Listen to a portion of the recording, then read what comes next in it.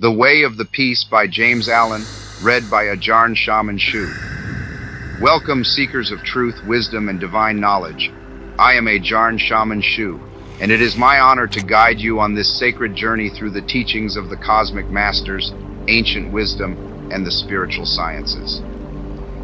Before we begin, I invite you to take a deep breath. Still your mind and open your heart to receive the timeless knowledge encoded in these sacred texts. Whether you are here to heal, to grow, to unlock the power of your mind, or to expand into your highest potential, know that you are divinely guided and supported. Each word we explore together carries the frequency of transformation. These teachings from the masters of the ages have the power to shift your reality, elevate your consciousness, and align you with universal truth. Today, we enter the realms of healing, wealth, cosmic power, and spiritual mastery. As we read, I encourage you to listen not only with your ears, but with the deepest parts of your soul. Let the wisdom permeate your being, transforming your thoughts, your energy, and your life. As a student of the cosmic masters and a humble channel of the divine, I share these teachings with reverence for their power and the potential they hold to unlock the greatness within you. May these words be more than just knowledge. May they become living principles that guide you to health, wealth, spiritual power, and cosmic understanding. Let us now step into the sacred stream of wisdom together as we begin our journey. Chapter 1. The Power of Meditation. Spiritual meditation is the pathway to divinity. It is the mystic ladder which reaches from earth to heaven, from error to truth, from pain to peace. Every saint has climbed it. Every sinner must sooner or later come to it. And every weary pilgrim that turns his back upon self and the world and sets his face resolutely toward the Father's home must plant his feet upon its golden rounds. Without its aid, you cannot grow into the divine state, the divine likeness, the divine peace, and the fadeless glories and unpolluting joys of truth will remain hidden from you. Meditation is the intense dwelling in thought upon an idea or theme with the object of thoroughly comprehending it. And whatsoever you constantly meditate upon, you will not only come to understand, but will grow more and more into its likeness, for it will become incorporated into your very being, will become, in fact, your very self. If, therefore, you constantly dwell upon that which is selfish and debasing, you will ultimately become selfish and debased. If you ceaselessly think upon that which is pure and unselfish, you will surely become pure and unselfish. Tell me what that is upon which you most frequently and intensely think, that to which in your silent hours your soul most naturally turns, and I will tell you to what place of pain or peace you are traveling, and whether you are growing into the likeness of the divine or the bestial. There is an unavoidable tendency to become literally the embodiment of that quality upon which one most constantly thinks. Let, therefore, the object of your meditation be above and not below, so that every time you revert to it in thought, you will be lifted up. Let it be pure and unmixed with any selfish element. So shall your heart become purified and drawn nearer to truth, and not defiled and dragged more hopelessly into error.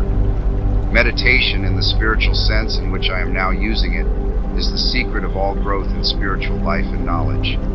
Every prophet, sage, and savior became such by the power of meditation.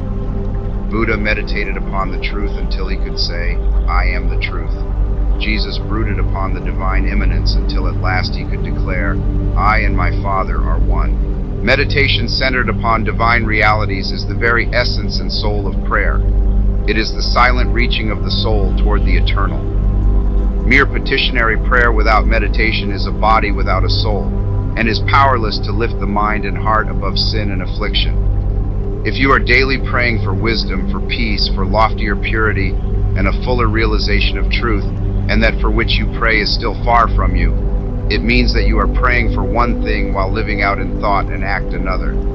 If you will cease from such waywardness, taking your mind off those things, the selfish clinging to which debars you from the possession of the stainless realities for which you pray, if you will no longer ask God to grant you that which you do not deserve, or to bestow upon you that love and compass scion which you refuse to bestow upon others, but will commence to think and act in the spirit of truth, you will day by day be growing into those realities. so that ultimately you will become one with them. He who would secure any worldly advantage must be willing to work vigorously for it, and he would be foolish indeed who, waiting with folded hands, expected it to come to him for the mere asking.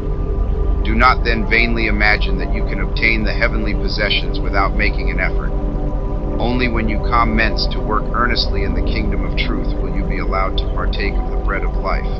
And when you have, by patient and uncomplaining effort, earned the spiritual wages for which you ask, they will not be withheld from you. If you really seek truth, and not merely your own gratification, if you love it above all worldly pleasures and gains, more even than happiness itself, you will be willing to make the effort necessary for its achievement.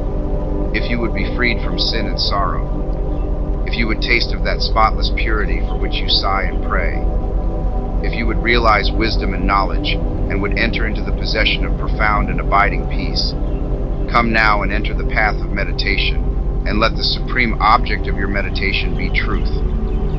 At the outset, meditation must be distinguished from idle reverie. There is nothing dreamy and unpractical about it. It is a process of searching and uncompromising thought which allows nothing to remain but the simple and naked truth.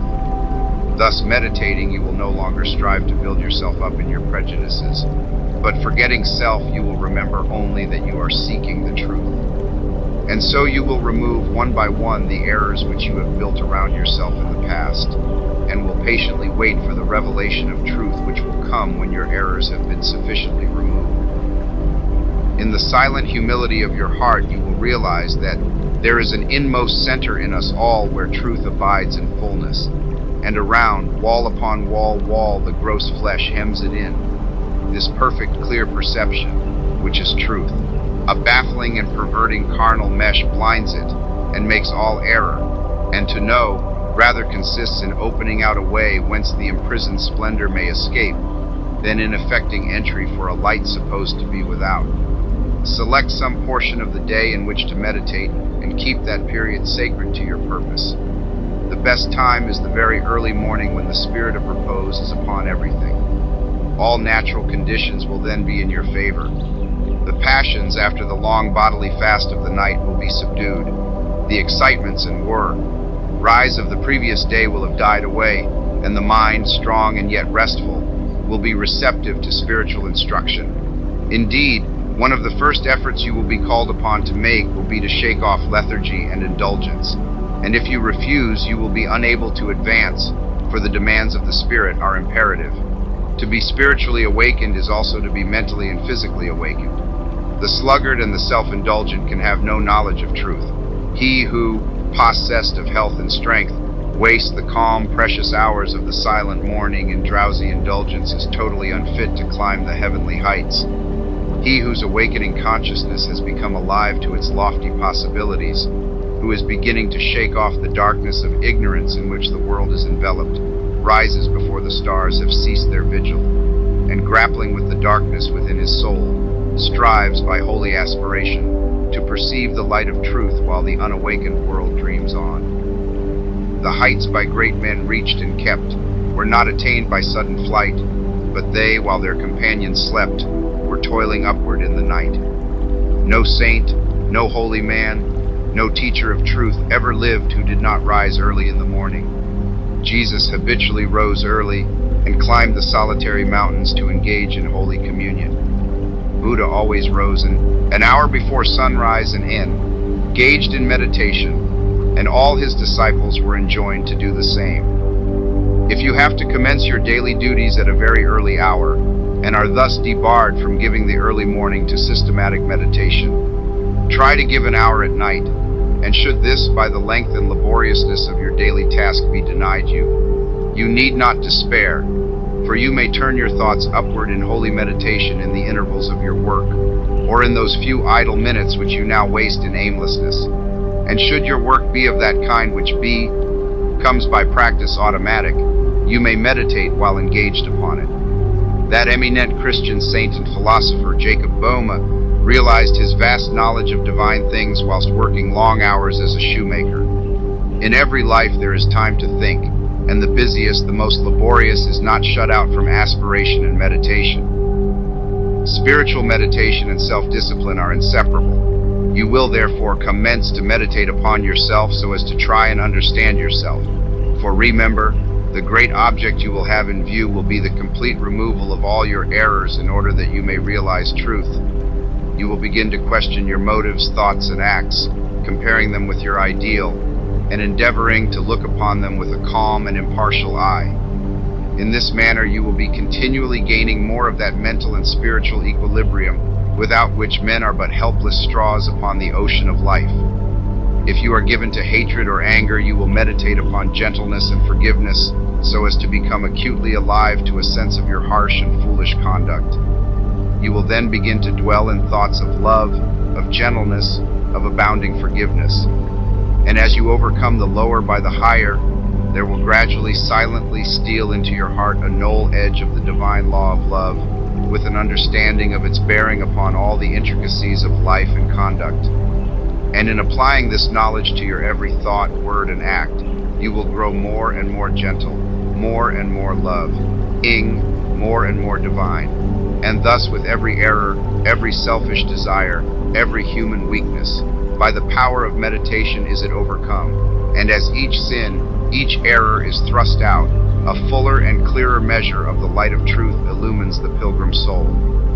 Thus meditating, you will be ceaselessly fortifying yourself against your only real enemy, your selfish, perishable self, and will be establishing yourself more and more firmly in the divine and imperishable self that is inseparable from truth. The direct outcome of your meditations will be a calm spiritual strength, which will be your stay and resting place in the struggle of life. Great is the overcoming power of holy thought, and the strength and knowledge gained in the hour of silent meditation will enrich the soul with saving remembrance in the hour of strife, of sorrow, or of temptation. As by the power of meditation you grow in wisdom, you will relinquish more and more your selfish desires, which are fickle, impermanent, and productive of sorrow and pain, and will take your stand with increasing steadfastness and trust upon unchangeable principles, and will realize heavenly rest. The use of meditation is the acquirement of a knowledge of eternal principles, and the power which results from meditation is the ability to rest upon and trust those principles, and so become one with the eternal. The end of meditation is therefore direct knowledge of truth, God, and the realization of divine and profound peace. Let your meditations take their rise from the ethical ground which you now accompany. Remember that you are to grow into truth by steady perseverance.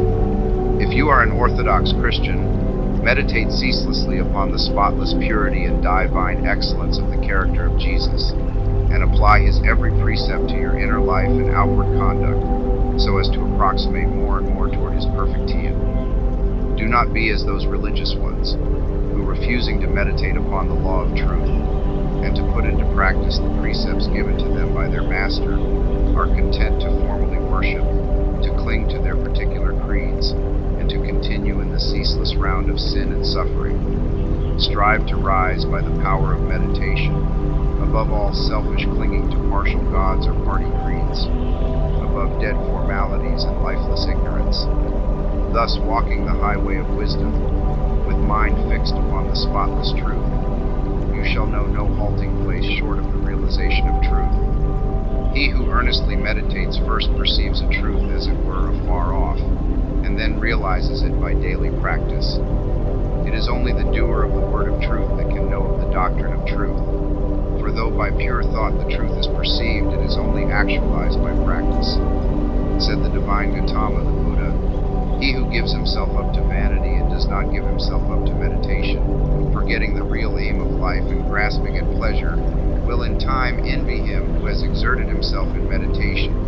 And he instructed his disciples in the following 5 great meditations. The first meditation is the meditation of love, in which you so adjust your heart that you long for the weal and welfare of all beings, including the happiness of your enemies. The second meditation is the meditation of pity, in which you think of all beings in distress, vividly representing in your imagination their sorrows and anxieties, so as to arouse a deep compassion for them in your soul.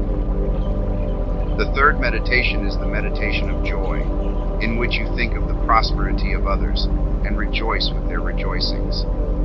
The fourth meditation is the meditation of impurity, in which you consider the evil consequences of corruption, the effects of sin and diseases, how trivial often the pleasure of the moment, and how fatal its consequences. The fifth meditation is the meditation on serenity, in which you rise above love and hate, tyranny and oppression, wealth and want, and regard your own fate with impartial calmness and perfect tranquility. By engaging in these meditations, the disciples of the Buddha arrived at a knoll edge of the truth. But whether you engage in these particular meditations or not matters little so long as your object is truth. So long as you hunger and thirst for that righteousness which is a holy heart and a blameless life. In your meditations, therefore, let your heart grow and expand with ever-broadening love until, freed from all hatred and passion and condemnation, it embraces the whole universe with thoughtful tenderness. As the flower opens its petals to receive the morning light, so open your soul more and more to the glorious light of truth. Soar upward upon the wings of aspiration. Be fearless and believe in the loftiest possibilities. Believe that a life of absolute meekness is possible. Believe that a life of stainless purity is possible. Believe that a life of perfect holiness is possible. Believe that the realization of the highest truth is possible.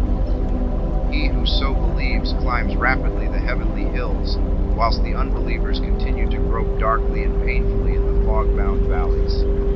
So believing, so aspiring, so meditating, divinely sweet and beautiful will be your spiritual experiences, and glorious the revelations that will enrapture your inward vision. As you realize the divine love, the divine justice, the divine purity, the perfect law of good before God, great will be your bliss and deep your peace. Old things will pass away, and all things will become new. The veil of the material universe, so dense and impenetrable to the eye of error, so thin and gauzy to the eye of truth, will be lifted, and the spiritual universe will be revealed. Time will cease, and you will live only in eternity. Change and mortality no more. Cause you anxiety and sorrow, for you will become established in the unchangeable, and will dwell in the very heart of immortality. Star of wisdom. Star that of the birth of Vishnu, birth of Krishna, Buddha, Jesus, told the wise ones, heavenward looking, waiting, watching for thy gleaming, in the darkness of the nighttime, in the starless gloom of midnight, shining herald of the coming of the kingdom of the righteous, teller of the mystic story of the lowly birth of Godhead, in the stable of the passions, in the manger of the mind-soul, silent singer of the secret of compassion deep and holy to the heart with sorrow burdened, to the soul with waiting weary. Star of all surpassing brightness, thou again dost deck the midnight, thou again dost cheer the wise ones watching in the creedal darkness, weary of the endless battle with the grinding blades of error, tired of lifeless, useless idols, of the dead forms of religions, spent with watching for thy shining. Thou hast ended their despairing, thou hast lighted up their pathway, thou hast brought again the old truths to the hearts of all thy watchers. To the souls of them that love thee thou dost speak of joy and gladness, of the peace that comes of sorrow. Blessed are they that can see thee, weary wanderers in the nighttime. Blessed they who feel the throbbing, in their bosoms feel the pulsing of a deep love stirred within them by the great power of thy shining. Let us learn thy lesson truly, learn it faithfully and humbly, learn it meekly, wisely, gladly, ancient star of holy Vishnu, light of Krishna, Buddha, Jesus. Chapter 2. The Two Masters, Self and Truth. Upon the battlefield of the human soul, two masters are ever contending for the crown of supremacy, for the kingship and dominion of the heart. The master of self, called also the prince of this world, and the master of truth, called also the Father God. The master self is that rebellious one whose weapons are passion, pride, avarice, vanity, self-will, implements of darkness. The master truth is that meek and lowly one whose weapons are gentleness, patience, purity, sacrifice, humility, love, instruments of light. In every soul the battle is waged, and as a soldier cannot engage at once in two opposing armies, so every heart is enlisted either in the ranks of self or of truth. There is no half and half course. There is self and there is truth. Where self is, truth is not. Where truth is, self is not. Thus spake Buddha, the teacher of truth, and Jesus, the manifested Christ, declared that no man can serve two masters, for either he will hate the one and love the other, or else he will hold to the one and despise the other. Ye cannot serve God and mammon. Truth is so simple, so absolutely undeviating and uncompromising that it admits of no complexity, no turning, no qualification. Self is ingenious, crooked, and governed by subtle and snaky desire, admits of endless turnings and qualifications, and the deluded worshippers of self vainly imagine that they can gratify Eve, wry worldly desire, and at the same time possess the truth. But the lovers of truth worship truth with the sacrifice of self, and ceaselessly guard themselves against worldliness and self-seeking. Do you seek to know and to realize truth? Then you must be prepared to sacrifice, to renounce to the uttermost, for truth in all its glory can only be perceived and known when the last vestige of self has disappeared. The eternal Christ declared that he who would be his disciple must deny himself daily. Are you willing to deny yourself, to give up your lusts, your prejudices, your opinions? If so, you may enter the narrow way of truth and find that peace from which the world is shut out. The absolute denial, the utter extinction of self, is the perfect state of truth, and all religions and philosophies are but so many aids to this supreme attainment. Self is the denial of truth. Truth is the denial of self. As you let self die, you will be reborn in truth. As you cling to self, truth will be hidden from you. Whilst you cling to self, your path will be beset with difficulties, and repeated pains, sorrows, and disappointments will be your lot. There are no difficulties in truth, and coming to truth, you will be freed from all sorrow and disappointment. Truth in itself is not hidden and dark. It is always revealed and is perfectly transparent. But the blind and wayward self cannot perceive it. The light of day is not hidden except to the blind, and the light of truth is not hidden except to those who are blinded by self. Truth is the one reality in the universe, the inward harmony, the perfect justice, the eternal love. Nothing can be added to it nor taken from it. It does not depend upon any man, but all men depend upon it. You cannot perceive the beauty of truth while you are looking out through the eyes of self. If you are vain, you will color everything with your own vanities. If lustful, your heart and mind will be so clouded with the smoke and flames of passion that everything will appear distorted through them. If proud and opinionative, you will see nothing in the whole universe except the magnitude and importance of your own opinions. There is one quality which preeminently distinguishes the man of truth from the man of self, and that is humility. To be not only free from vanity, stubbornness, and egotism, but to regard one's own opinions as of no value, this indeed is true humility. He who is immersed in self regards his own opinions as truth, and the opinions of other men as error. But that humble truth lover who has learned to distinguish between opinion and truth regards all men with the eye of charity, and does not seek to defend his opinions against theirs, but sacrifices those opinions that he may love the more, that he may manifest the spirit of truth. For truth in its very nature is ineffable and can only be lived. He who has most of charity has most of truth. Men engage in heated controversies, and foolishly imagine they are defending the truth, when in reality they are merely defending their own petty interests and perishable opinions. The follower of self takes up arms against others. The follower of truth takes up arms against himself. Truth, being unchangeable and eternal, is independent of your opinion and of mine. We may enter into it, or we may stay outside, but both our defense and our attack are superfluous and are hurled back upon ourselves. Men, enslaved by self, passionate, proud, and condemnatory, believe their particular creed or religion to be the truth, and all other religions to be error, and they proselytize with passionate ardor. There is but one religion, the religion of truth. There is but one error, the error of self. Truth is not a formal belief. It is an unselfish, holy, and aspiring heart, and he who has truth is at peace with all, and cherishes all with thoughts of love. You may easily know whether you are a child of truth or a worshiper of self, if you will silently examine your mind, heart, and conduct. Do you harbor thoughts of suspicion, enmity, envy, lust, pride, or do you strenuously fight against these?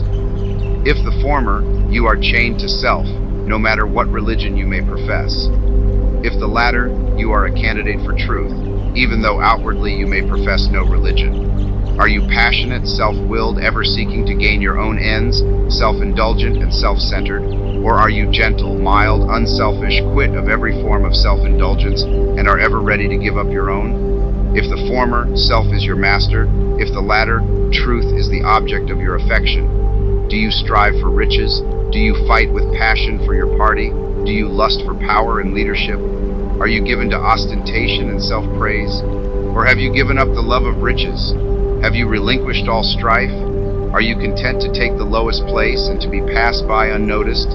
And have you ceased to talk about yourself and to regard yourself with self-complacent pride? If the former, even though you may imagine you worship God, the God of your heart is self. If the latter, even though you may withhold your lips from worship, you are dwelling with the Most High. The signs by which the truth lover is known are unmistakable. Hear the Holy Krishna declare them in Sir Edwin Arnold's beautiful rendering of the Bhagavad Gita. Fearlessness, singleness of soul, the will always to strive for wisdom, opened hand and governed appetites, and piety, and love of lonely study, humbleness, uprightness, heed to injure not which lives truthfulness, slowness unto wrath, a mind that lightly letteth go what others prize, and equanimity and charity which spieth no man's faults, and tenderness towards all that suffer, a contented heart, fluttered by no desires, a bearing mild, modest and grave, with manhood nobly mixed, with patience, fortitude, and purity, an unrevengeful spirit never given to rate itself too high. Such be the signs, O Indian prince, of him whose feet are set on that fair path which leads to heavenly birth.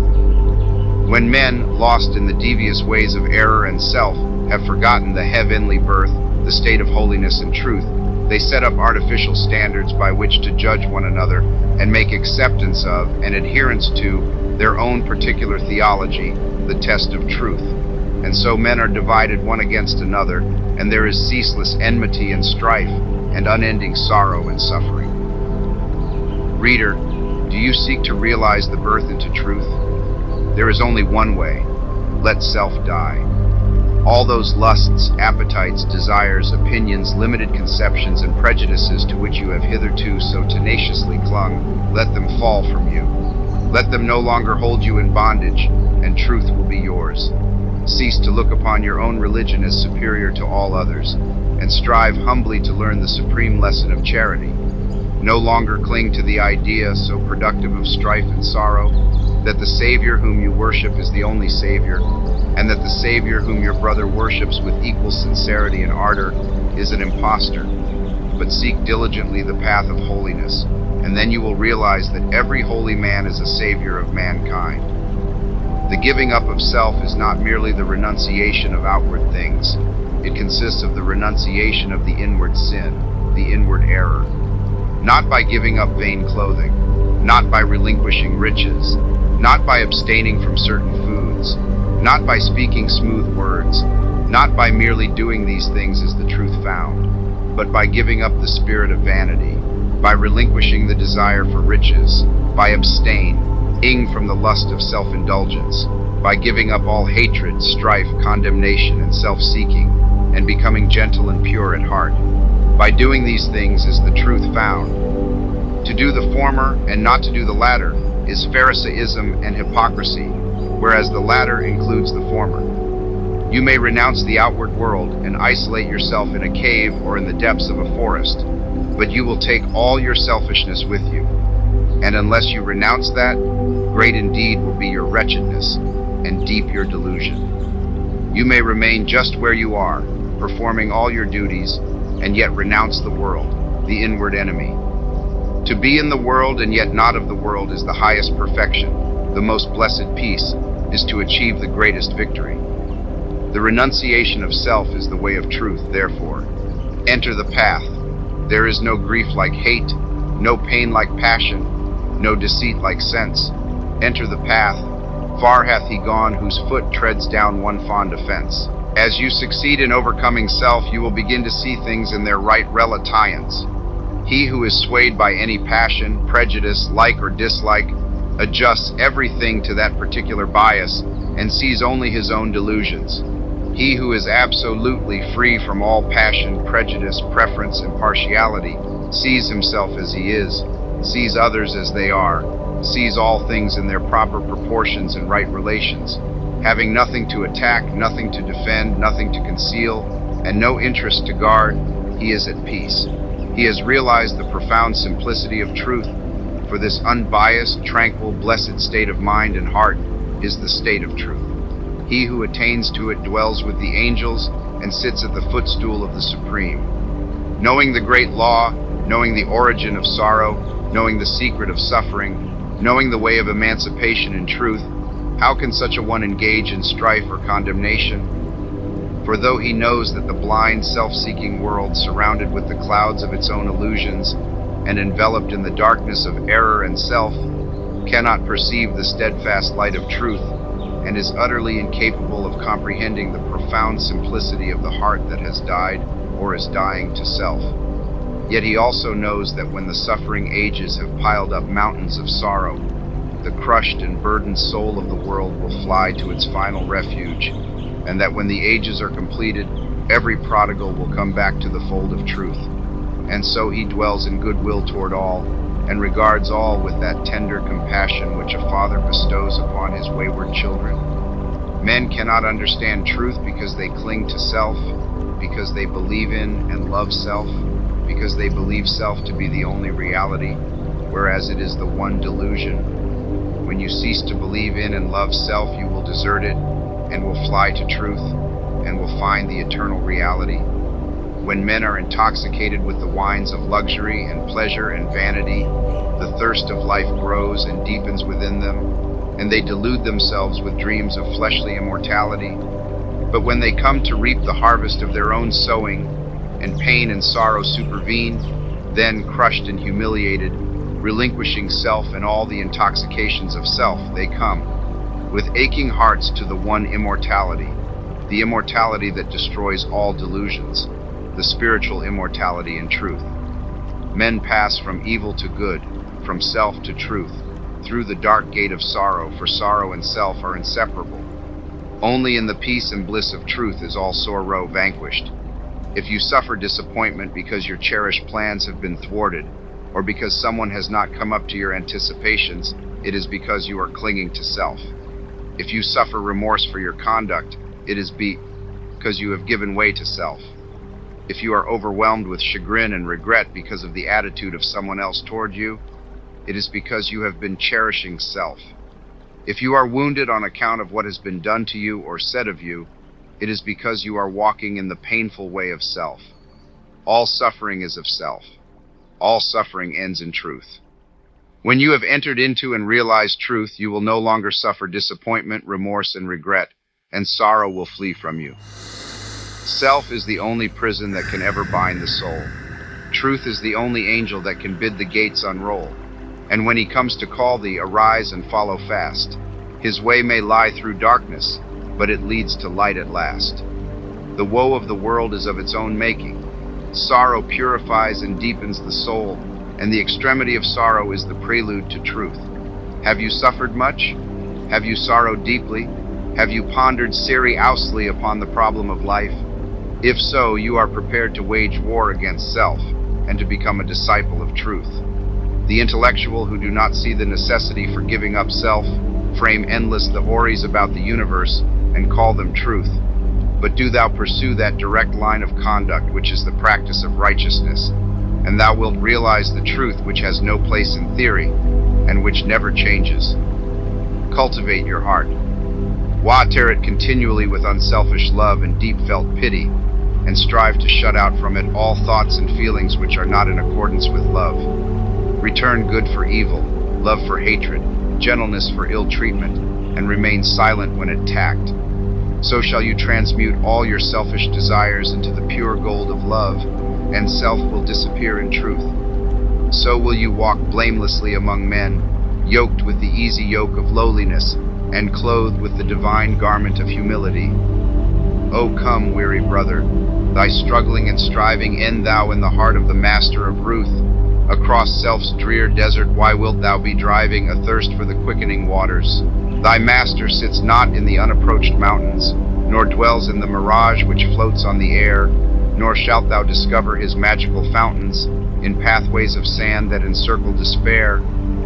In selfhood's dark desert cease wearily seeking the odorous tracks of the feet of thy King.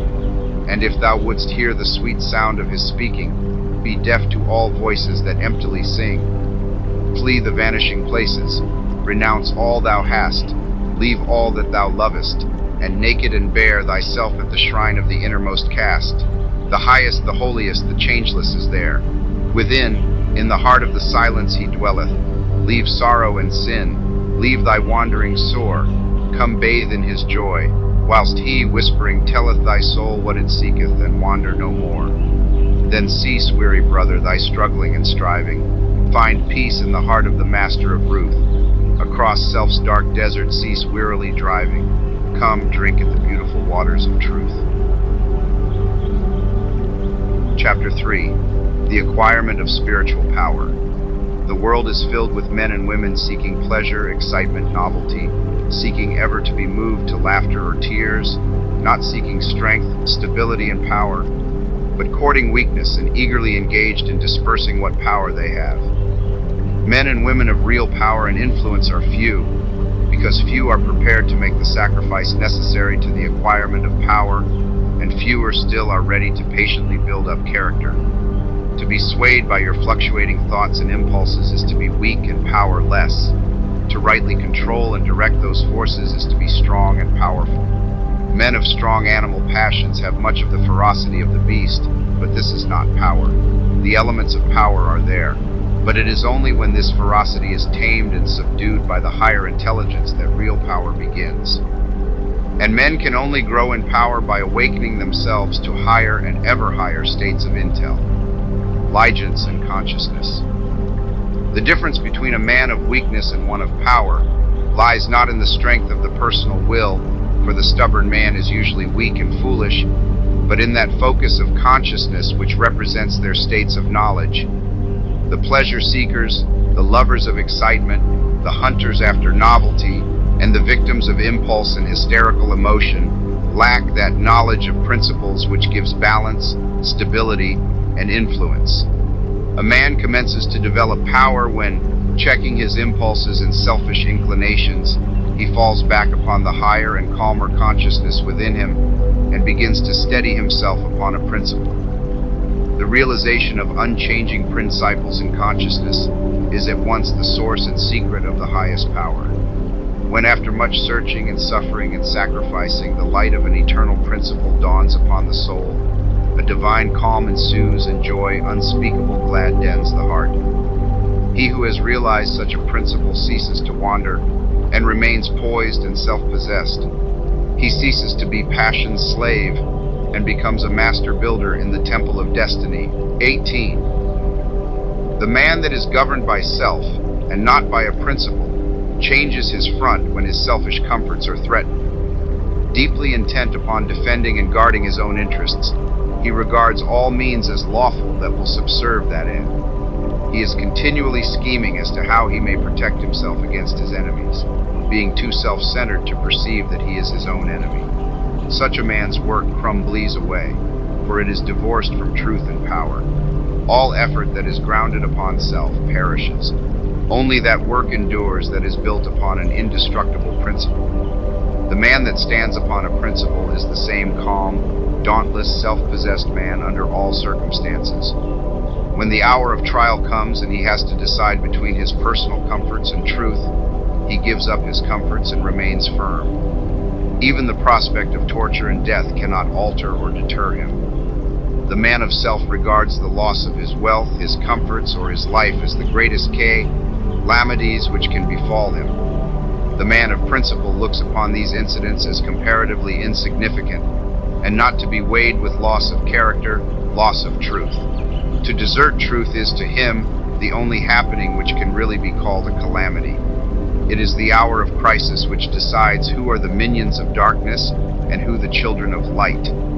It is the epoch of threatening disaster, ruin, and persecution which divides the sheep from the goats and reveals to the reverential gaze of Suck, seeding ages the men and women of power.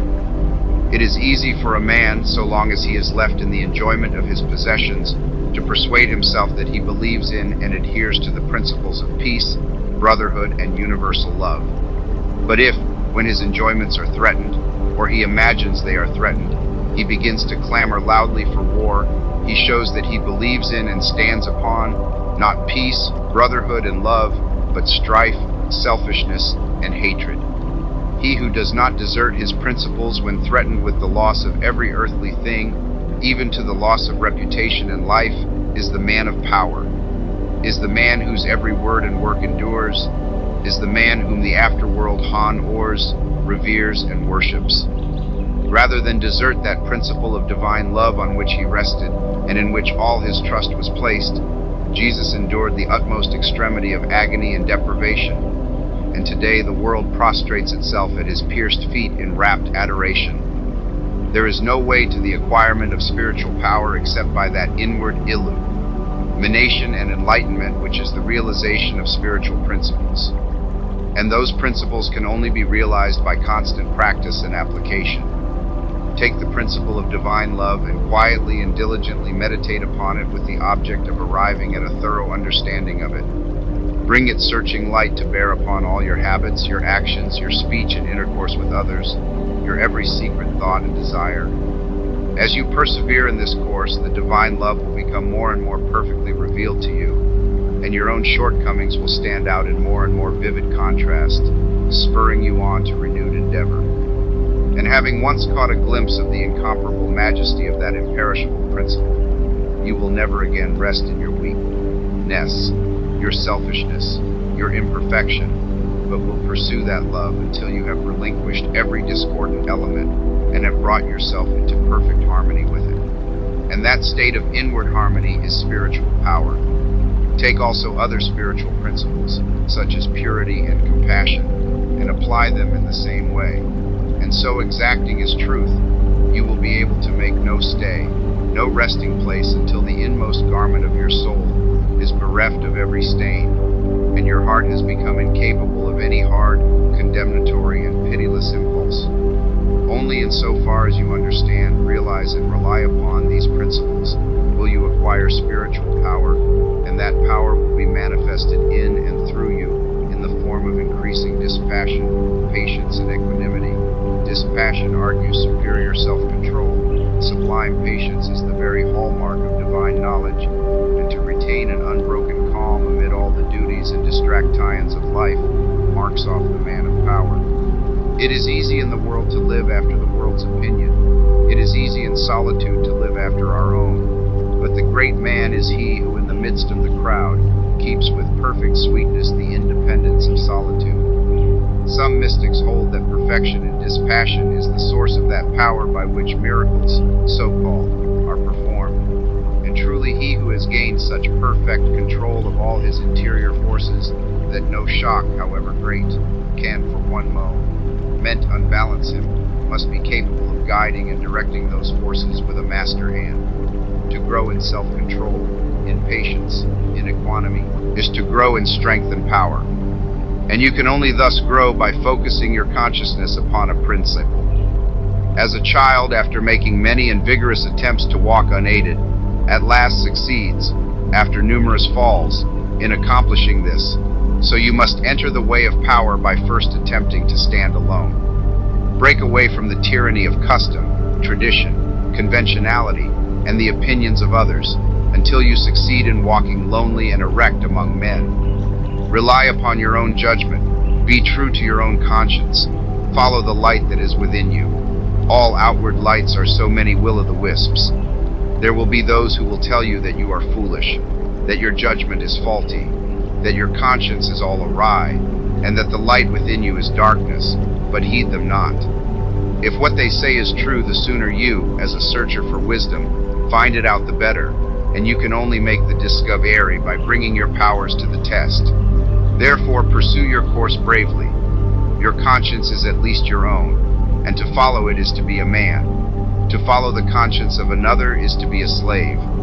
You will have many falls, will suffer many wounds, will endure many buffetings for a time, but press on in faith, believing that sure and certain victory lies ahead. Search for a rock, a principle, and having found it, cling to it. Get it under your feet and stand erect upon it until at last, immovably fixed upon it, you succeed in defying the fury of the waves and storms of selfishness. For selfishness in any and every form is dissipation, weakness, death. Unselfishness in its spiritual aspect is conservation, power, life. As you grow in spiritual life and become established upon principles, you will become as beautiful and as unchangeable as those principles, will taste of the sweetness of their immortal essence, and will realize the eternal and indestructible nature of the God within. No harmful shaft can reach the righteous man, standing erect amid the storms of hate, defying hurt and injury and ban, surrounded by the trembling slaves of fate.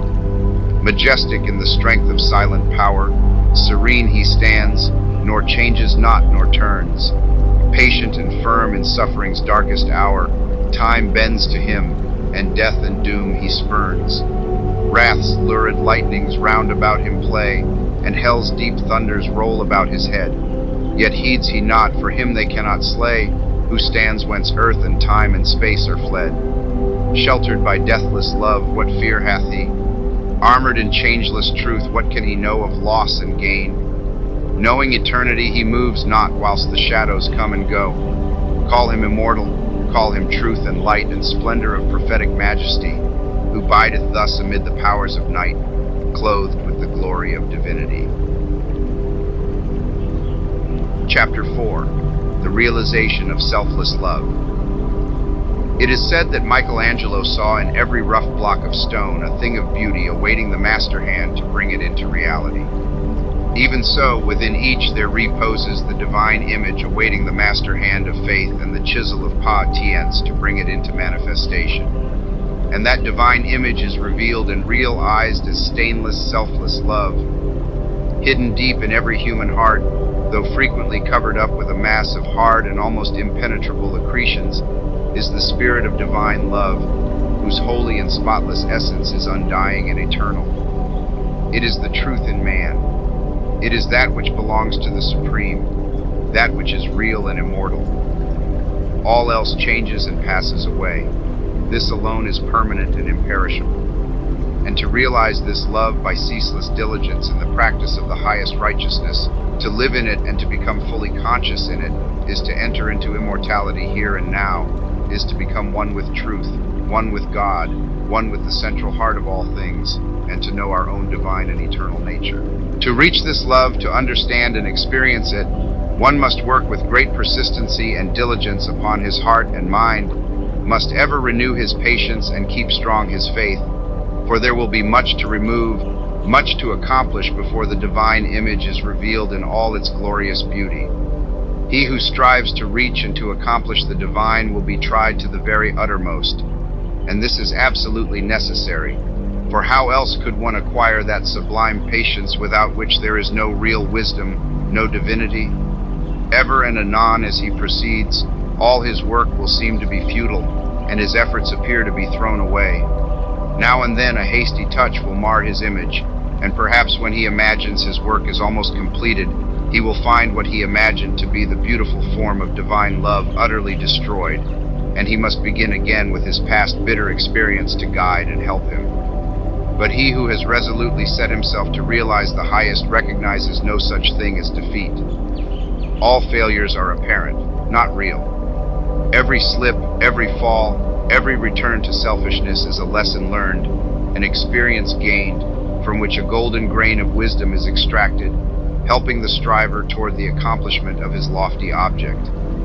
To recognize that of our vices we can frame a ladder if we will but tread beneath our feet each deed of shame, is to enter the way that leads unmistakably toward the divine, and the failings of one who thus recognizes are so many dead selves, upon which he rises, as upon stepping stones, to higher things.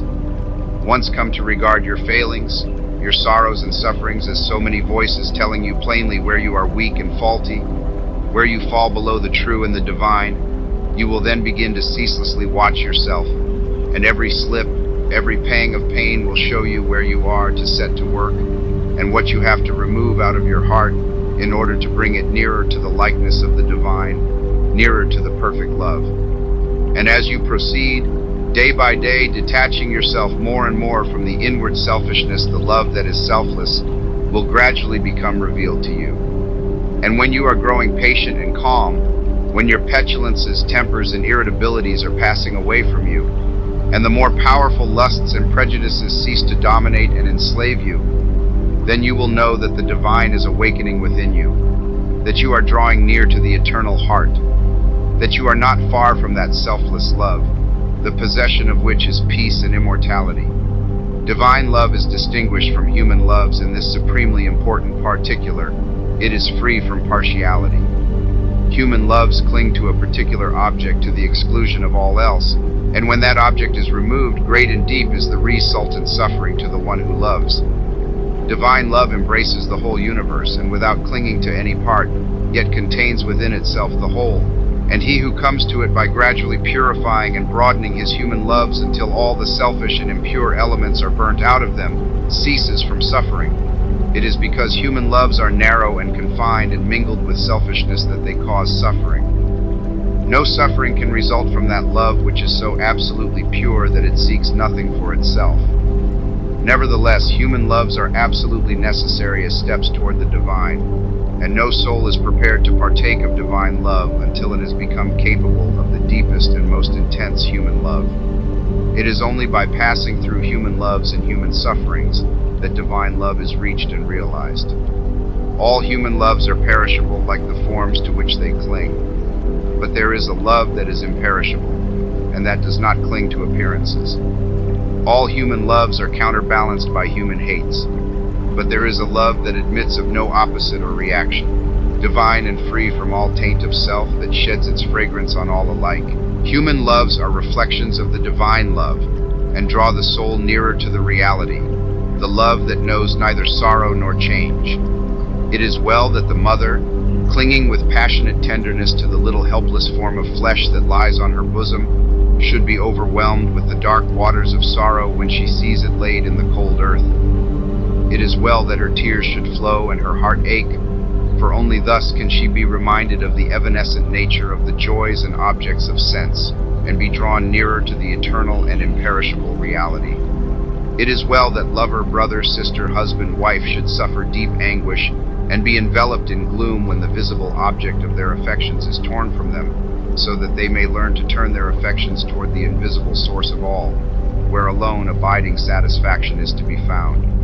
It is well that the proud, the ambitious, the self-seeking should suffer defeat, humiliation, and misfortune, that they should pass through the scorching fires of affliction, for only thus can the wayward soul be brought to reflect upon the enigma of life.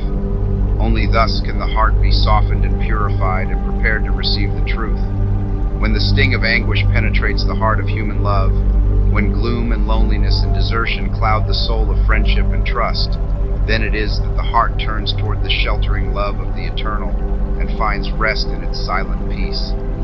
And whosoever comes to this love is not turned away comfortless, is not pierced with anguish nor surrounded with gloom, and is never deserted in the dark hour of trial. The glory of divine love can only be revealed in the heart that is chastened by sorrow, and the image of the heavenly state can only be perceived and realized when the lifeless, formless accretions of ignorance and self are hewn away.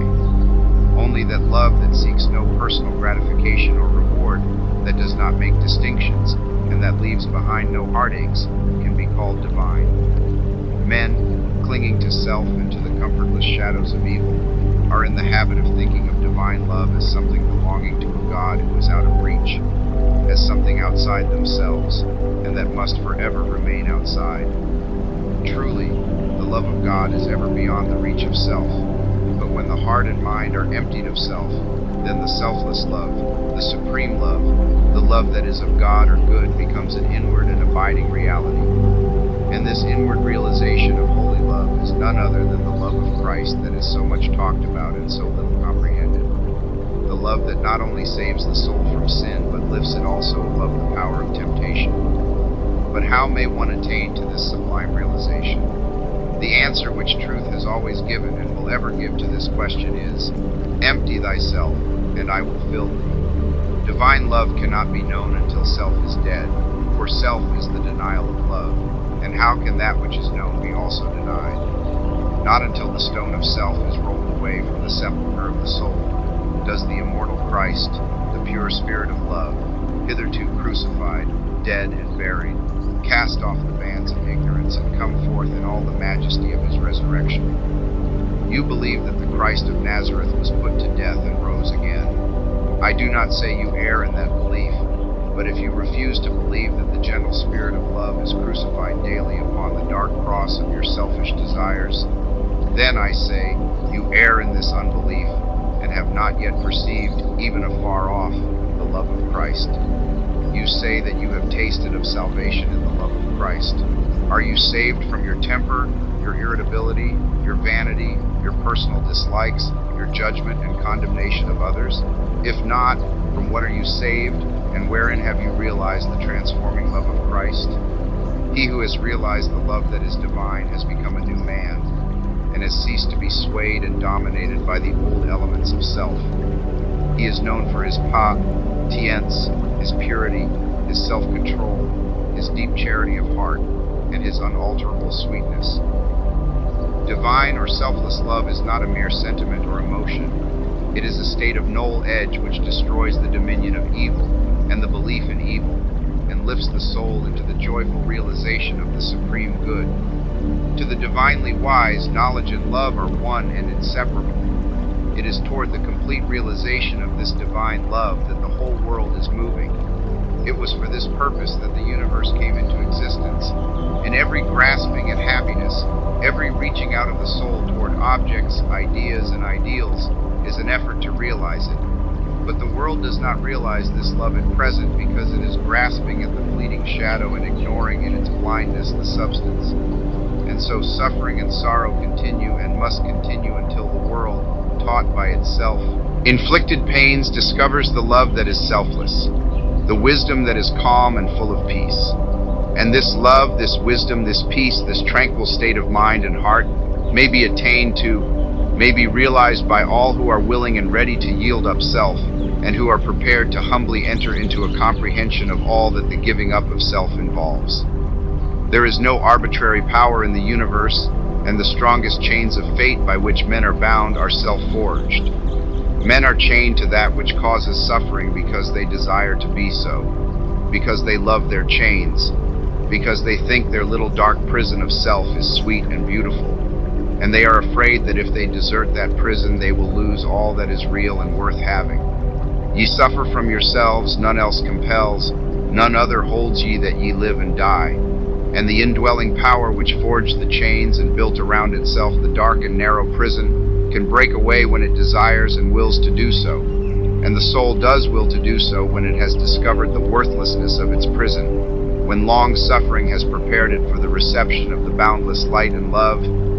As the shadow follows the form and as smoke comes after fire, so effect follows cause, and suffering and bliss follow the thoughts and deeds of men. There is no effect in the world around us but has its hidden or revealed cause, and that cause is in accordance with absolute justice. Men reap a harvest of suffering because in the near or distant past they have sown the seeds of evil. They reap a harvest of bliss also as a result of their own sowing of the seeds of good. Let a man meditate upon this, let him strive to understand it, and he will then begin to sow only seeds of good, and will burn up the tares and weeds which he has formerly grown in the garden of his heart. The world does not understand the love that is selfless because it is engrossed in the pursuit of its own pleasures, and cramped within the narrow limits of blue interests, mistaking, in its ignorance, those pleasures and interests for real and abiding things. Caught in the flames of fleshly lusts and burning with anguish, it sees not the pure and peaceful beauty of truth. Feeding upon the swinish husks of error and self-delusion, it is shut out from the mansion of all-seeing love. Not having this love, not understanding it, men institute innumerable reforms which involve no inward sacrifice, and each imagines that his reform is going to right the world forever, while he himself continues to propagate evil by engaging it in his own heart. That only can be called reform which tends to reform the human heart, for all evil has its rise there, and not until the world, ceasing from selfishness and party strife, has learned the lesson of divine love, will it realize the golden age of universal blessedness. Let the rich cease to despise the poor, and the poor to condemn the rich.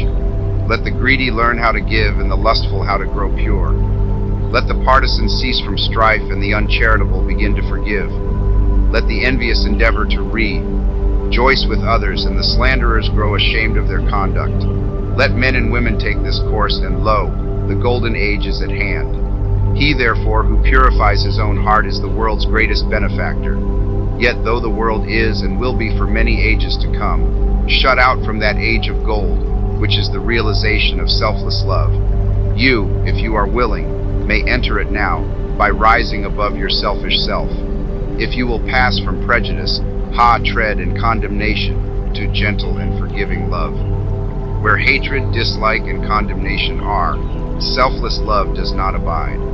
It resides only in the heart that has ceased from all condemnation. You say, how can I love the drunkard, the hypocrite, the sneak, the murderer? I am compelled to dislike and condemn such men. It is true you cannot love such men emotionally, but when you say that you must perforce dislike and condemn them, you show that you are not acquainted with the great overruling love. For it is possible to attain to such a state of interior enlightenment as will enable you to perceive the train of causes by which these men have become as they are, to enter into their intense sufferings, and to know the certainty of their ultimate purification. Possessed of such knowledge, it will be utterly impossible for you any longer to dislike or condemn them, and you will always think of them with perfect calmness and deep compassion. If you love people and speak of them with praise until they in some way thwart you, or do something of which you disapprove, and then you dislike them and speak of them with dispraise, you are not governed by the love which is of God. If, in your heart, you are continually arraigning and condemning others, selfless love is hidden from you. He who knows that love is at the heart of all things, and has realized the all-sufficing power of that love, has no room in his heart for condemnation.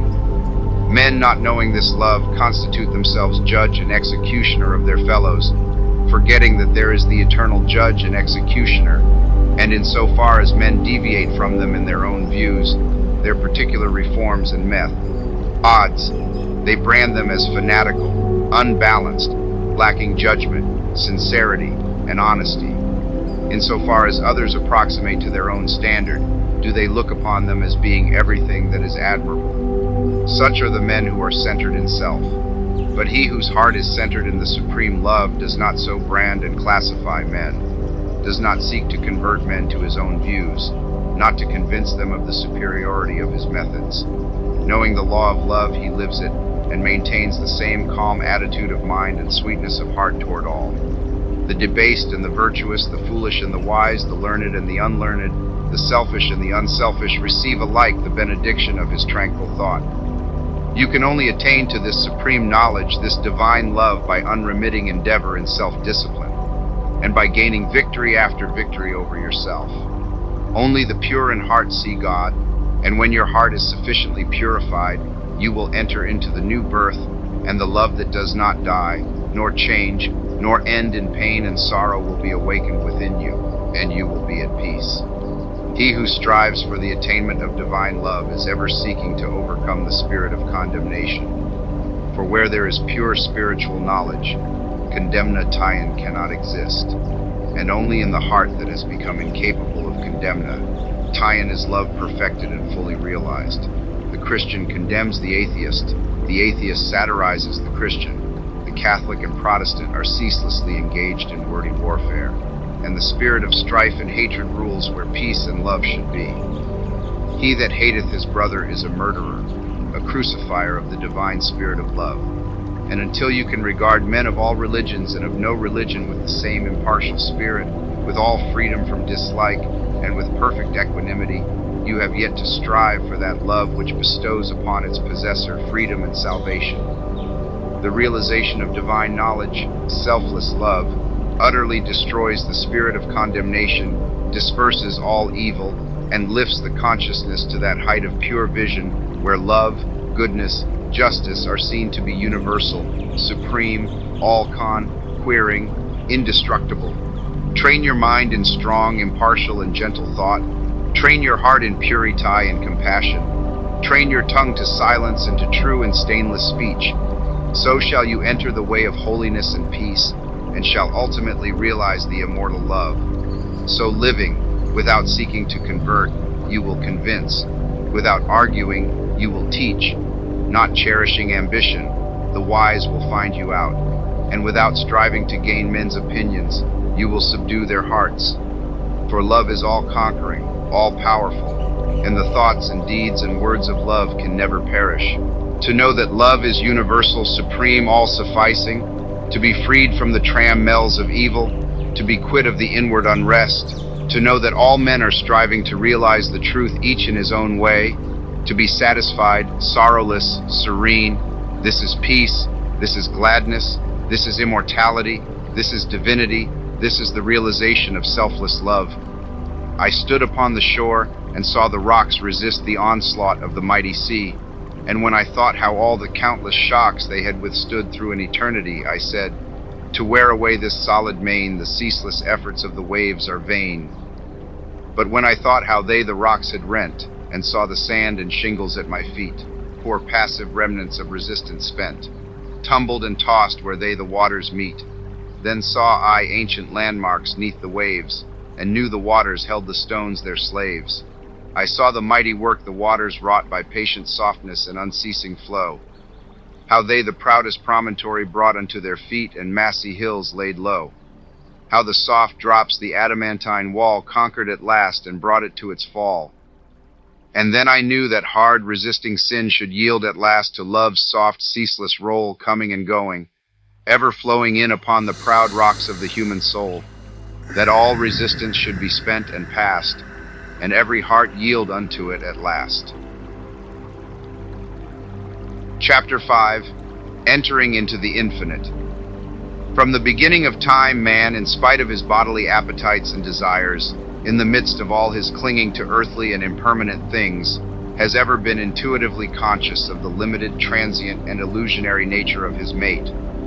Real existence, and in his sane and silent moments, has tried to reach out into a comprehension of the infinite, and has turned with tearful aspiration toward the restful reality of the eternal heart. While vainly imagining that the pleasures of earth are real and satisfying, pain and sorrow continually remind him of their unreal and unsatisfying nature. Ever striving to believe that complete satisfaction is to be found in material things, he is conscious of an inward and persistent revolt against this belief, which revolt is at once a refutation of his essential mortality, and an inherent and imperishable proof that only in the immortal, the eternal, the infinite can he find abiding satisfaction and unbroken peace. And here is the common ground of faith, here the root and spring of all religion, here the soul of brotherhood and the heart of love. That man is essentially and spiritually divine and eternal, and that immersed in mortality and troubled with unrest, he is ever striving to enter into a consciousness of his real nature. The spirit of man is inseparable from the infinite, and can be satisfied with nothing short of the infinite, and the burden of pain will continue to weigh upon man's heart, the shadows of sorrow to darken his pathway until, ceasing from his wanderings in the dream world of matter, he comes back to his home in the reality of the eternal. As the smallest drop of water detached from the ocean contains all the qualities of the ocean, so man, detached in consciousness from the infinite, contains within him its likeness, and as the drop of water must, by the law of its nature, ultimately find its way back to the ocean and lose itself in its silent depths, so must man, by the unfailing law of his nature, at last return to his source and lose himself in the great ocean of the infinite. To re-become one with the infinite is the goal of man. To enter into perfect harmony with the eternal law is wisdom, love, and peace. But this divine state is and must ever be incomprehensible to the merely personal. Personality, separateness, selfishness are one and the same, and are the antithesis of wisdom and divinity. By the unqualified surrender of the personality, separateness and self-ishness cease, and man enters into the possession of his divine heritage of immortality and infinity. Such surrender of the personality is regarded by the worldly and selfish mind as the most grievous of all calamities, the most irreparable loss, yet it is the one supreme and incomparable blessing, the only real and lasting gain. The mind unenlightened upon the inner laws of being, and upon the nature and destiny of its own life, clings to transient appearances, things which have in them no enduring substantiality, and so clinging perishes for the time being, amid the shattered wreckage of its own illusions. Men cling to and gratify the flesh as though it were going to last forever, and though they try to forget the nearness and inevitability of its dissolution, the dread of death and of the loss of all that they cling to clouds their happiest hours, and the chilling shadow of their own selfishness follows them like a remorseless specter. And with the accumulation of temporal comforts and luxuries, the divinity within men is drugged, and they sink deeper and deeper into materiality, into the perishable life of the senses, and where there is sufficient intellect, theories concerning the immortality of the flesh come to be regarded as infallible truths. When a man's soul is clouded with selfishness in any or every form, he loses the power of spiritual discrimination and confuses the temporal with the eternal, the perish, able with the permanent, mortality with immortality, and error with truth. It is thus that the world has come to be filled with theories and speculations having no foundation in human experience. Every body of flesh contains within itself, from the hour of birth, the elements of its own destruction, and by the unalterable law of its own nature must it pass away. The perishable in the universe can never become permanent. The permanent can never pass away. The mortal can never become immortal. The immortal can never die. The temporal cannot become eternal, nor the eternal become temporal. Appearance can never become reality, nor reality fade into appearance. Error can never become truth, nor can truth become error. Man cannot immortalize the flesh, but by overcoming the flesh, by relinquishing all its inclinations, he can enter the region of immortality. God alone hath immortality, and only by realizing the God state of consciousness does man enter into immortality. All nature in its myriad forms of life is changeable, impermanent, unenduring. Only the informing principle of nature endures. Nature is many and is marked by separation. The informing principle is one and is marked by unity. By overcoming the senses and the selfishness within, which is the overcoming of nature, man emerges from the chrysalis of the personal and illusory, and wings himself into the glorious light of the impersonal, the region of universal truth, out of which all perishable forms come. Let men therefore practice self-denial. Let them conquer their animal inclinations. Let them refuse to be enslaved by luxury and pleasure. Let them practice virtue and grow daily into high and ever higher virtue, until at last they grow into the divine, and enter into both the practice and the comprehension of humility, meekness, forgiveness, compassion, and love, which practice and comprehension constitute divinity. Goodwill gives insight, and only he who has so conquered his personality that he has but one attitude of mind, that of goodwill toward all creatures, is possessed of divine insight, and is capable of distinguishing the true from the false.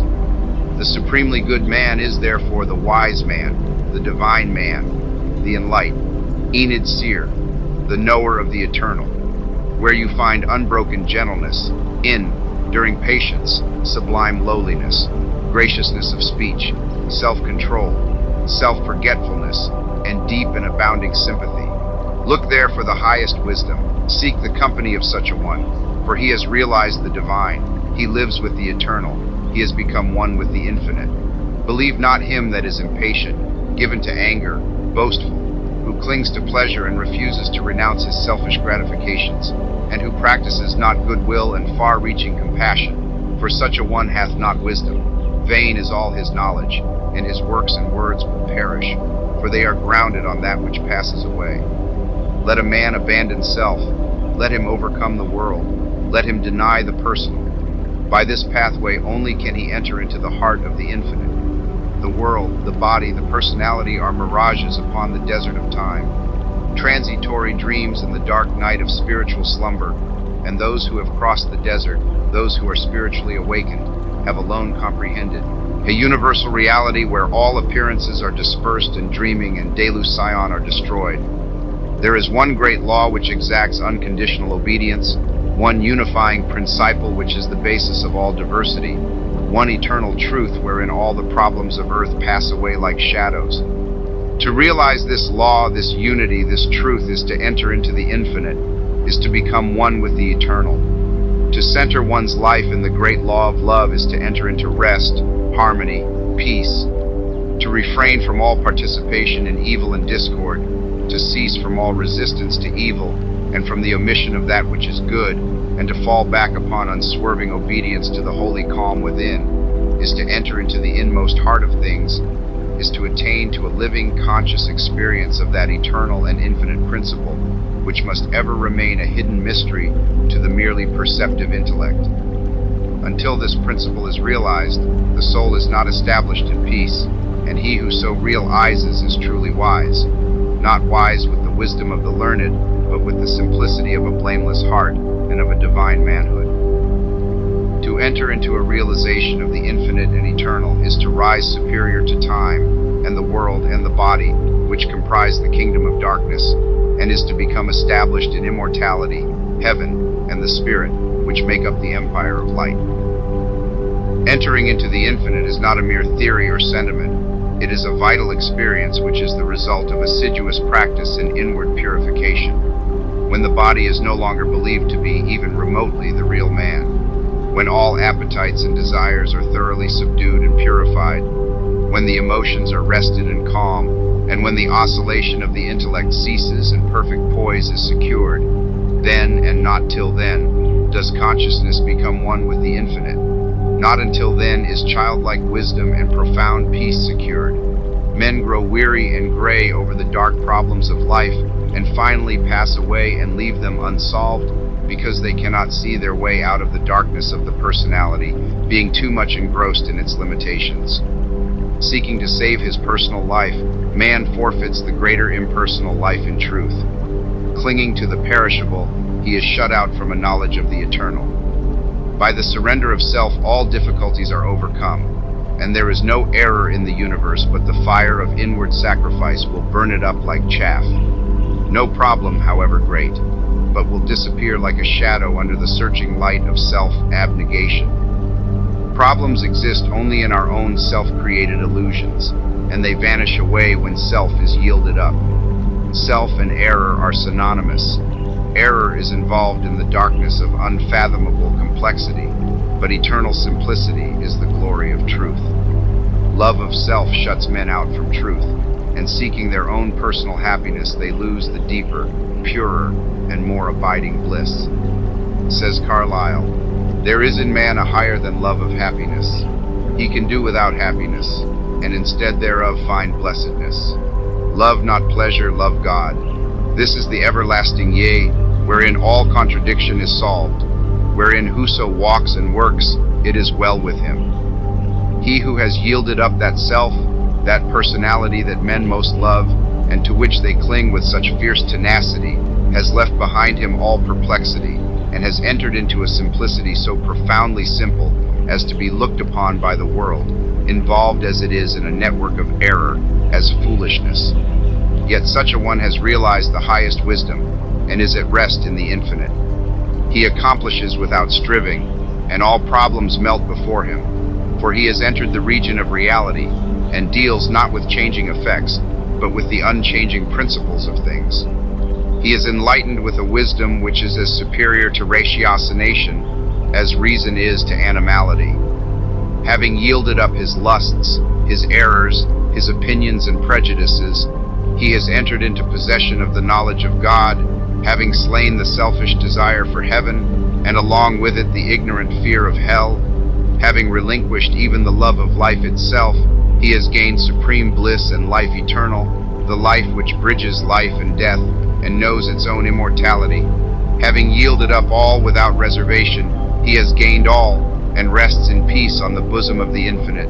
Only he who has become so free from self as to be equally content to be annihilated, and as to live or to live as to be annihilated, is fit to enter into the infinite. Only he who, ceasing to trust his perishable self, has learned to trust in boundless me's, you're the great law, the supreme good, is prepared to partake of undying bliss. For such a one there is no more regret, nor disappointment, nor remorse, for where all selfishness has ceased, these sufferings cannot be. And whatever happens to him, he knows that it is for his own good, and he is content, being no longer the servant of self, but the servant of the Supreme. He is no longer affected by the changes of earth, and when he hears of wars and rumors of wars, his peace is not disturbed, and where men grow angry and cynical and quarrelsome, he bestows compassion and love. Though appearances may contradict it, he knows that the world is progressing, and that through its laughing and its weeping, through its living and its keeping, through its follies and its labors, weaving in and out of sight, to the end from the beginning, through all virtue and all sinning, reeled from God's great spool of progress, runs the golden thread of light. When a fierce storm is raging, none are angered about it, because they know it will quickly pass away. And when the storms of contention are devastating the world, the wise man, looking with the eye of truth and pity, knows that it will pass away, and that out of the wreckage of broken hearts which it leaves behind, the immortal temple of wisdom will be built. Sublimely patient, infinitely compassionate, deep, silent, and pure, his very presence is a benediction. And when he speaks, men ponder his words in their hearts, and by them rise to higher levels of attainment. Such is he who has entered into the infinite, who by the power of utmost sacrifice has solved the sacred mystery of life. Questioning life and destiny and truth, I sought the dark and labyrinthine Sphinx, who spake to me this strange and wondrous thing. Concealment only lies in blinded eyes, and God alone can see the form of God. I sought to solve this hidden mystery vainly by paths of blindness and of pain, but when I found the way of love and peace, concealment ceased, and I was blind no more. Then saw I God e'en with the eyes of God. Chapter 6.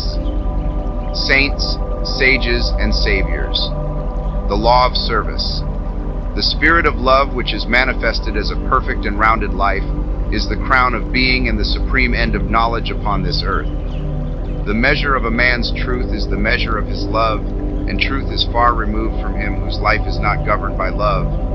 The intolerant and condemnatory, even though they profess the highest religion, have the smallest measure of truth, while those who exercise patience and who listen calmly and dispassionately to all sides, and both arrive themselves at, and incline others to, thoughtful and unbiased conclusions upon all problems and issues, have truth in fullest mesure.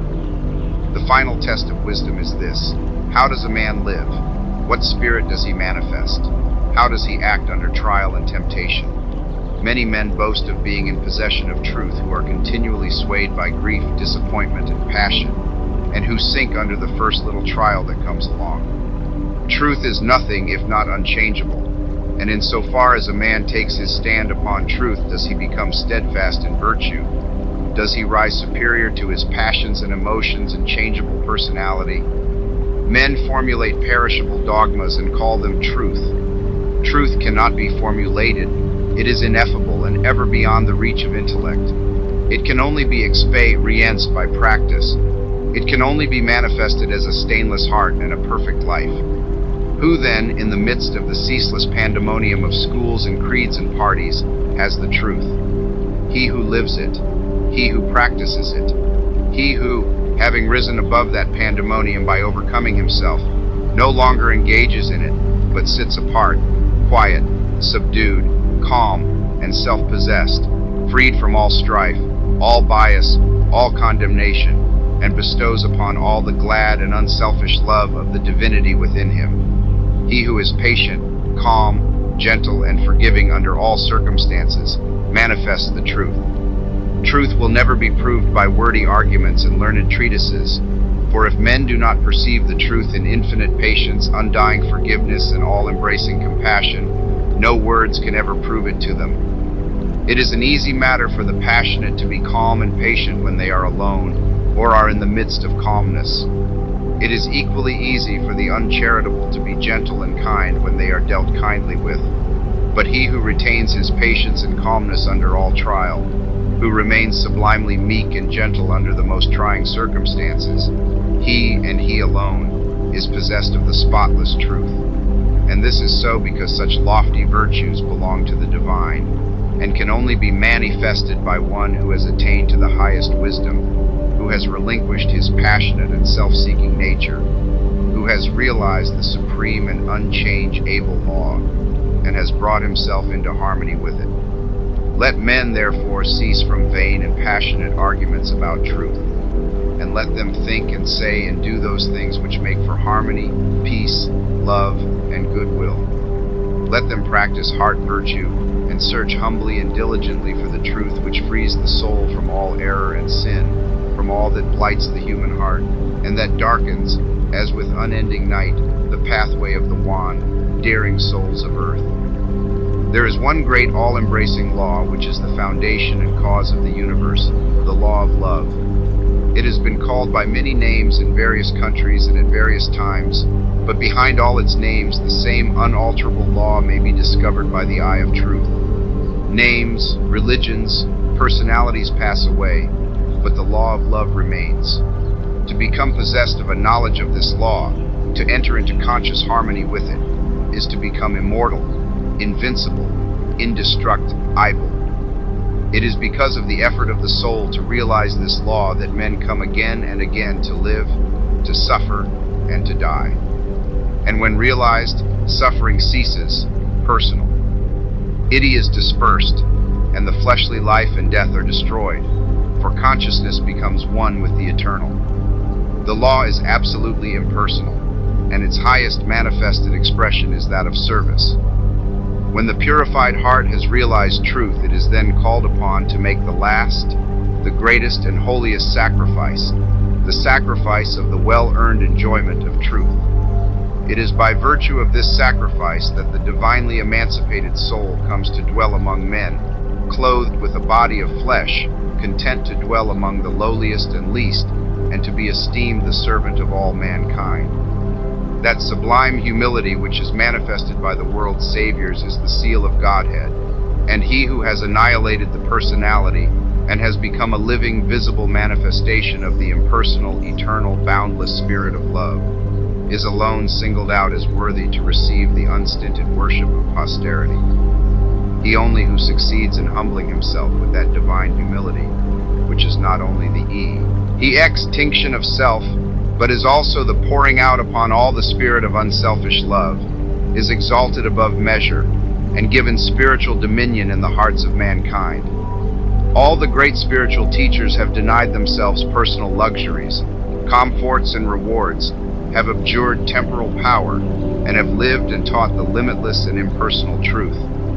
Compare their lives and teachings, and you will find the same simplicity, the same self-sacrifice, the same humility, love, and peace, both lived and preached by them. They taught the same eternal principles, the realization of which destroys all evil. Those who have been hailed and worshipped as the saviors of mankind are manifestations of the great impersonal law, and being such were free from passion and prejudice, and having no opinions and no special letter of doctrine to preach and defend, they never sought to convert and to proselytize. Living in the highest goodness, the supreme perfection, their sole object was to uplift mankind by manifesting that goodness in thought, word, and deed. They stand between man the personal and God the impersonal, and serve as exemplary types for the salvation of self-enslaved mankind. Men who are immersed in self and who cannot comprehend the goodness that is absolutely impersonal, deny divinity to all saviors except their own, and thus introduce personal hatred and doctrinal controversy, and, while defending their own particular views with passion, look upon each other as being heathens or infidels, and so render null and void, as far as their lives are concerned, the unselfish beauty and holy grandeur of the lives and teachings of their own masters. Truth cannot be limited. It can never be the special prerogative of any man, school, or nation, and when personality steps in, truth is lost. The glory alike of the saint, the sage, and the Savior is this, that he has realized the most profound lowliness, the most sublime unselfishness. Having given up all, even his own personality, all his works are holy and enduring, for they are freed from every taint of self. He gives, yet never thinks of receiving. He works without regretting the past or anticipating the future, and never looks for reward. When the farmer has tilled and dressed his land and put in the seed, he knows that he has done all that he can possibly do, and that now he must trust to the elements and wait patiently for the course of time to bring about the harvest, and that no amount of expectancy on his part will affect the result. Even so, he who has realized truth goes forth as a sower of the seeds of goodness, purity, love, and peace, without expectancy, and never looking for results, knowing that there is the great overruling law which brings about its own harvest in due time, and which is alike the source of preservation and destruction. Men, not understanding the divine simplicity of a profoundly unselfish heart, look upon their particular Savior as the manifestation of a special miracle, as being something entirely apart and distinct from the nature of things, and as being, in his ethical excellence, eternally unapproachable by the whole of mankind. This attitude of unbelief, for such it is in the divine perfectibility of man, paralyzes effort, and binds the souls of men as with strong ropes to sin and suffering. Jesus grew in wisdom and was perfected by suffering. What Jesus was, he became such. What Buddha was, he became such. And every holy man became such by unremitting perseverance and self-sacrifice. Once recognize this, once realize that by watchful effort and hopeful perseverance, you can rise above your lower nature, and great and glorious will be the vistas of attainment that will open out before you. Buddha vowed that he would not relax his efforts until he arrived at the state of perfection, and he accomplished his purpose. What the saints, sages, and saviors have accomplished, you likewise may accomplish, if you will only tread the way which they trod and pointed out, the way of self-sacrifice, of self-denying service. Truth is very simple. It says, "Give up self, come unto me, away from all that defiles, and I will give you rest." All the mountains of commentary that have been piled upon it cannot hide it from the heart that is earnestly seeking for righteousness. It does not require learning. It can be known in spite of learning. Disguised under many forms by erring, self-seeking man, the beautiful simplicity and clear transparency of truth remains unaltered and undimmed, and the unselfish heart enters into and partakes of its shining radiance. Not by weaving complex theories, not by building up speculative philosophies is truth realized, but by weaving the web of inward purity, by building up the temple of a stainless life is truth realized. He who enters upon this holy way begins by restraining his passions. This is virtu, and is the beginning of saintship, and saintship is the beginning of holiness.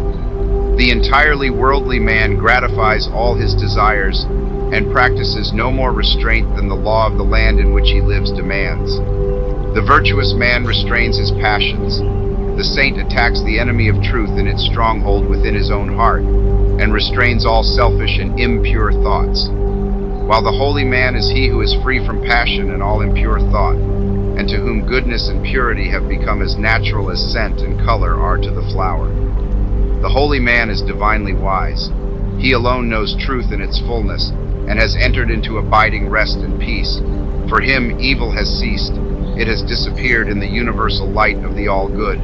Holiness is the badge of wisdom. Said Krishna to the Prince Arjuna, humbleness, truthfulness, and harmlessness, patience and honor, reverence for the wise, purity, constancy, control of self, contempt of sense delights, self-sacrifice, perception of the certitude of ill in birth, death, age, disease, suffering, and sin, an ever tranquil heart in fortune's good and fortune's evil, endeavors resolute to reach perception of the utmost soul, and grace to understand what gain it were so to attain. This is true wisdom, Prince, and what is otherwise is ignorance. Whoever fights ceaselessly against his own selfishness and strives to supplant it with all-embracing love is a saint, whether he live in a cottage or in the midst of riches and influence, or whether he preaches or remains obscure. To the worldling who is beginning to aspire towards higher things, the saint, such as a sweet Saint Francis of Assisi or a conquering Saint Anthony, is a glorious and inspiring spectacle. To the saint, an equally enrapturing sight is that of the sage, sitting serene and holy, the conqueror of sin and sorrow, no more tormented by regret and remorse, and whom even temptation can never reach. And yet even the sage is drawn on by a still more glorious vision, that of the Savior actively manifesting his knowledge in selfless works, and rendering his divinity more potent for good by sinking himself in the throbbing, sorrowing, aspiring heart of mankind. And this only is true service, to forget oneself in love towards all, to lose oneself in working for the whole. O thou vain and foolish man, who thinkest that thy many works can save thee, who chained to all error talkest loudly of thyself, thy work, and thy many sacrifices, and magnifiest thine own importance. Know this, that though thy fame fill the whole earth, all thy work shall come to dust, and thou thyself be reckoned lower than the least in the kingdom of truth. Only the work that is impersonal can live. The works of self are both powerless and perishable. Where duties, howsoever humble, are done without self-interest and with joyful sacrifice, there is true service and enduring work. Where deeds, however brilliant and apparently successful, are done from love of self, there is ignorance of the law of service, and the work perishes. It is given to the world to learn one great and divine lesson, the lesson of absolute unselfishness. The saints, sages, and saviors of all time are they who have submitted themselves to this task and have learned and lived it. All the scriptures of the world are framed to teach this one lesson. All the great teachers reiterate it. It is too simple for the world which, scorning it, stumbles along in the complex ways of selfishness. A pure heart is the end of all religion and the beginning of divinity. To search for this righteousness is to walk the way of truth and peace. And he who enters this way will soon perceive that immortality which is independent of birth and death, and will realize that in the divine economy of the universe the humblest effort is not lost. The divinity of a Krishna, a Gautama, or a Jesus is the crowning glory of self-abnegation, the end of the soul's pilgrimage in matter and mortality, and the world will not have finished its long journey until every soul has become as these and has entered into the blissful realization of its own divinity. Great glory crowns the heights of hope by arduous struggle won. Bright honor rounds the hoary head that mighty works hath done. Fair riches come to him who strives in ways of golden gain, and fame enshrines his name who works with genius glowing brain. But greater glory waits for him who, in the bloodless strife 'gainst self and wrong, adopts in love the sacrificial life, and brighter honor rounds the brow of him who, mid the scorns of blind idolaters of self, accepts the crown of thorns, and fairer, purer riches come to him who greatly strives to walk in ways of love and truth to sweeten human lives, and he who serveth well mankind exchanges fleeting fame for light eternal, joy and peace, and robes of heavenly flame. Chapter 7. The Realization of Perfect Peace. In the external universe there is ceaseless turmoil, change, and unrest. At the heart of all things there is undisturbed repose. In this deep silence dwelleth the eternal. Man partakes of this duality, and both the surface change and disquietude and the deep-seated eternal abode of peace are contained within him. As there are silent depths in the ocean which the fiercest storm cannot reach, so there are silent, holy depths in the heart of man which the storms of sin and sorrow can never disturb. To reach this silence and to live consciously in it is peace. Discord is rife in the outward world, but unbroken harmony holds sway at the heart of the universe. The human soul, torn by discordant passion and grief, reaches blindly toward the harmony of the sinless state, and to reach this state and to live consciously in it is peace. Hatred severs human lives, fosters persecution, and hurls nations into ruthless war. Yet men, though they do not understand why, retain some measure of faith in the overshadowing of a perfect love. And to reach this love and to live consciously in it is peace. And this inward peace, this silence, this harmony, this love, is the kingdom of heaven, which is so difficult to reach because few are willing to give up themselves and to become as little children. Heaven's gate is very narrow and minute, It cannot be perceived by foolish men blinded by vain illusions of the world. E'en the clear-sighted who discern the way and seek to enter, find the portal barred and hard to be unlocked. Its massive bolts are pride and passion, avarice and lust. Men cry peace, peace, where there is no peace, but on the contrary, discord, disquietude, and strife. Apart from that wisdom which is inseparable from self-renunciation, there can be no real and abiding peace. The peace which results from social comfort, passing gratification, or worldly victory is transitory in its nature and is burnt up in the heat of fiery trial. Only the peace of heaven endures through all trial, and only the selfless heart can know the peace of heaven. Holiness alone is undying peace. Self-control leads to it, and the ever-increasing light of wisdom guides the pilgrim on his way. It is partaken of in a measure as soon as the path of virtue is entered upon, but it is only realized in its fullness when self disappears in the consummation of a stainless life. This is peace, to conquer love of self and lust of life, to tear deep-rooted passion from the heart to still the inward strife. If, O reader, you would realize the light that never fades, the joy that never ends, and the tranquility that cannot be disturbed. If you would leave behind forever your sins, your sorrows, your anxieties, and perplexities. If, I say, you would partake of this salvation, this supremely glorious life, then conquer yourself. Bring every thought, every impulse, every desire into perfect obedience to the divine power resident within you. There is no other way to peace but this, and if you refuse to walk it, your much praying and your strict adherence to ritual will be fruitless and unavailing, and neither gods nor angels can help you. Only to him that overcometh is given the white stone of the regenerate life, on which is written the new and ineffable name. Come away for a while from external things, from the pleasures of the senses, from the arguments of the intellect, from the noise and the excitements of the world, and withdraw yourself into the inmost chamber of your heart. And there, free from the sacrilegious intrusion of all selfish desires, you will find a deep sigh. Thence, a holy calm, a blissful repose, and if you will rest a while in that holy place, and will meditate there, the faultless eye of truth will open within you, and you will see things as they really are. This holy place within you is your real and eternal self. It is the divine within you, and only when you identify yourself with it can you be said to be clothed and in your right mind. It is the abode of peace, the temple of wisdom, the dwelling place of immortality. Apart from this inward resting place, this mount of vision, there can be no true peace, no knowledge of the divine, and if you can remain there for 1 minute, 1 hour, or 1 day, it is possible for you to remain there always. All your sins and sorrows, your fears and anxieties are your own, and you can cling to them or you can give them up. Of your own accord, you cling to your unrest. Of your own accord, you can come to abiding peace. No one else can give up sin for you. You must give it up yourself. The greatest teacher can do no more than walk the way of truth for himself and point it out to you. You yourself must walk it for yourself.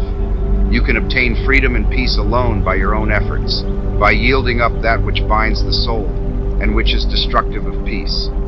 The angels of divine peace and joy are always at hand, and if you do not see them and hear them and dwell with them, it is because you shut yourself out from them, and prefer the company of the spirits of evil within you. You are what you will to be, what you wish to be, what you prefer to be. You can commence to purify yourself, and by so doing can arrive at peace, or you can refuse to purify yourself and so remain with suffering. Step aside then, come out of the fret and the fever of life, away from the scorching heat of self, and enter the inward resting place where the cooling airs of peace will calm, renew, and restore you. Come out of the storms of sin and anguish. Why be troubled and tempest-tossed when the haven of peace of God is yours? Give up all self-seeking, give up self, and lo, the peace of God is yours. Subdue the animal within you. Conquer every selfish uprising, every discordant voice. Transmute the base metals of your selfish nature into the unalloyed gold of love, and you shall realize the life of perfect peace. Thus subduing, thus conquering, thus transmuting, you will, O reader, while living in the flesh, cross the dark waters of mortality, and will reach that shore upon which the storms of sorrow never beat, and where sin and suffering and dark uncertainty cannot come. Standing upon that shore, holy, compassionate, awakened, and self-possessed and glad with unending gladness, you will realize that never the Spirit was born, the Spirit will cease to be never. Never was time it was not. End and beginning are dreams. Birthless and deathless and changeless remaineth the Spirit forever. Death hath not touched it at all, dead though the house of it seems. You will then know the meaning of sin, of sorrow, of suffering, and that the end thereof is wisdom. Will know the cause and the issue of existence. And with this realization you will enter into rest, for this is the bliss of immortality, this the unchangeable gladness, this the untrammeled knowledge, undefiled wisdom, and undying love. This and this only is the realization of perfect peace. O thou who wouldst teach men of truth, hast thou passed through the desert of doubt? Art thou purged by the fires of sorrow? Hath ruth the fiends of opinion cast out of thy human heart? Is thy soul so fair that no false thought can ever harbor there? O thou who wouldst teach men of love, hast thou passed through the place of despair? Hast thou wept through the dark night of grief? Does it move, now freed from its sorrow and care, thy human heart to pitying gentleness, looking on wrong and hate and ceaseless stress? O thou who wouldst teach men of peace, hast thou crossed the wide ocean of strife? Hast thou found on the shores of the silence release from all the wild unrest of life? From thy human heart hath all striving gone,